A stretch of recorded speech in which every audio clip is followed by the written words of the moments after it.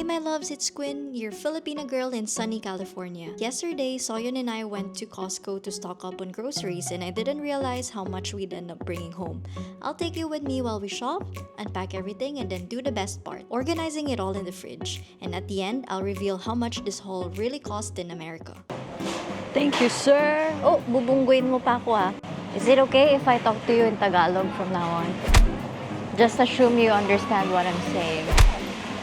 This is how Costco looks like on a weekday. I know, it's Christmas already. Merry Christmas. Ho, ho, ho, ho. Do you think I'm on Santa's nice or naughty list this year? Bad list. So who's gonna go in? Who's the offer? Sinong alay? Who's the offer? Who, huh? Oh, who's the sacrifice? Oh my gosh, ang lamig pa naman dito. Fresh produce. I was the sacrifice. I was freezing. Okay. This is my newly found favorite fruit that's not available in the Philippines. Or maybe it is. Lo, have you tried nectarines before? It's like a peach. No, it's not. Lolo thought it's like pears. It's a nectarine.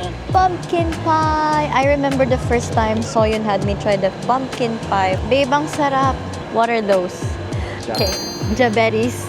Did you say? Mandu. Mandu. Mandu. Oh, something caught the eye of our ajushi. Our ajushi doesn't really eat sugar, but this caught his eye. Eye of the tiger. Everyone, this is not a relief goods center. We're still at Costco. This bad boy right here because tabo or bidet is not life here. This is to wipe my puwet. Did you understand what I said? Ay, bastos, pervert, kipay, QP. What's that? Oh, Lola's. Apricot? Wow. Okay, looks like we're trying it.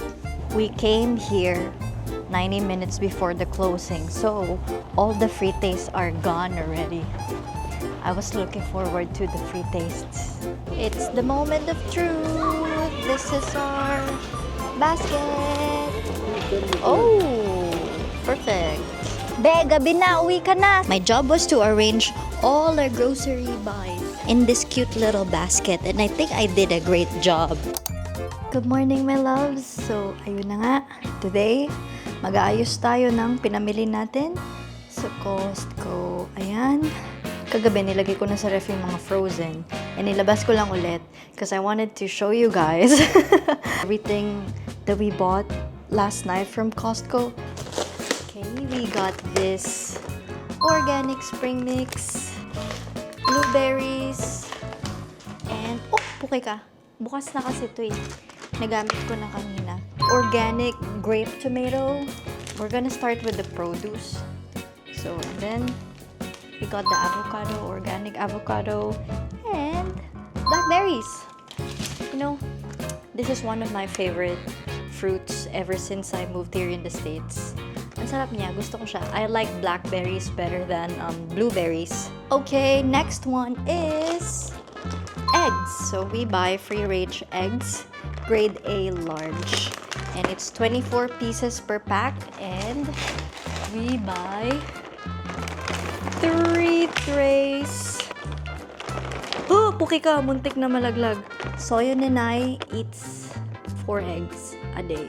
3 sa kanya and isa sa akin. For breakfast, that's why even though we're just a family of 2, we need a lot of eggs because we start our day with eggs. Or I start my day with eggs. With this eggs, charot. Okay, I'm gonna put it here in the fridge now. Okay, before we move on to the frozen stuff, we still have fruits. So We got organic banana. And then another fruit would be, ta-da! Nectarines! Okay, fun fact, I never had nectarines in the Philippines before. I don't know if they have it there or it's just, you know, like a fruit here in a Western country. But I really like it. Yeah, dyan na muna sila for the next few days para mag-ripen. Okay, now that we're done with the produce and fruits, now we're moving on to the frozen stuff. Okay, we got this sockeye salmon, boneless skin on. This is very expensive. I think it's like around $39.99, so almost $40. Then, this is the beef mandu. I actually like it. I had it this morning.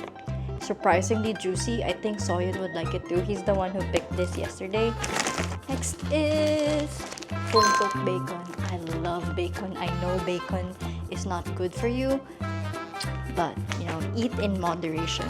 I am obsessed with bacon. I love it. You know, I'm trying to gain all the muscles and the protein from my butt. Our next buy is this one. Extra virgin olive oil. Hala, sana all baliw. 100% California. We don't use this for cooking. We use this as a dressing for our salad or drink a tablespoon. Then, almond butter. Creamy, organic creamy almond butter. I never had almond butter before. I don't know if this is like better substitute for peanut butter. Oh, look! It's actually gluten-free. You know, because recently I have been trying this gluten-free diet. I'm not the best at it. I'm doing that not because I want to lose weight, but because of my acne. You know, gluten and sugar and ice cream, pasta, lahat. All my favorite foods and the dessert that I like triggers my acne here. Unlike in the Philippines, I could eat DQ like 3 times a week, but I won't get this annoying pimples all over my face. So yeah. Anyways, next one is this one. SeoHyun picked this one. Then for our supplement, this one is Vital Proteins Collagen Peptide. It has 20 grams of collagen and it's good for skin, hair, nail, and joint support. And it's unflavored. So we put this in our morning drink, this one. The Blueprint Longevity Mix from Brian Johnson. You gotta watch out when using this one because it could make you go poop. Then, like I said, the wipes, the flushable wipes. And then last one is the Dawn Power Wash Dish Spray. That's it.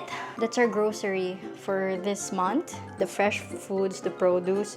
Usually it lasts us like 2.5 weeks. And then like, you know, like this stuff or even yung nuts because medyo malaki. Like we have to replenish it maybe like every 2 months. The total amount of everything is $272.73 and I don't know how much that is in Filipino peso. Hindi ko alam kung i-convert ko. Maybe I will, so I'll just put it here. And there is a $4 tax. $4.05. And the best part is last night we got 2 slices of pepperoni pizza. Thank you for watching, guys. I'll see you on the next one.